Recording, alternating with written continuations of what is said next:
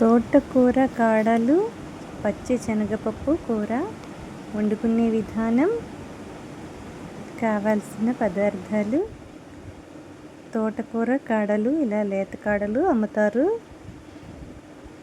ఆకులు లేకుండా ఇలా లేత కాడలు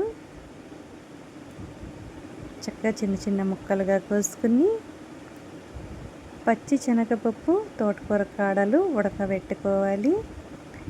ఉడకబెట్టినవి మనము తాలింపు పెట్టుకోవాలి. ముందుగా ఒక చాపర్లో 2 ఉల్లిపాయలు, చిన్న అల్లం ముక్క, వెల్లుల్లిపాయలు వేసి ఇలా తురిమెల్లి చేసుకోవాలి. అల్లం వెల్లుల్లిపాయ మిక్సీ పట్టుకున్న పేస్ట్ వేసైనా వేసుకోవచ్చు. కళాయిలో నూనె వేసి తాలింపు గింజలు, కరివేపాకు, ఎండుమిరపకాయలు వేసి వేగినాక ఉల్లిపాయ ముక్కలు కూడా వేసి పచ్చివాసన పోయేదాకా వేయించుకోవాలి. పచ్చి శనగపప్పు తోటకూర కాడలు నీళ్ళు లేకుండా తీసేసి దీంట్లో వేసి కలుపుకోవాలి. ఇప్పుడు రుచికి సరిపడా ఉప్పు, పసుపు కూడా వేసుకోవాలి.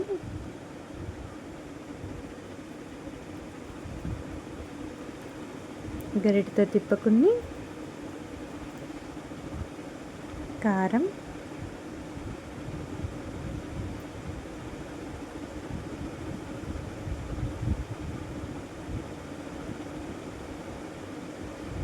దించే ముందు కొంచెం పొడి మసాలా, కొత్తిమీర వేసుకుని దించుకోవాలి.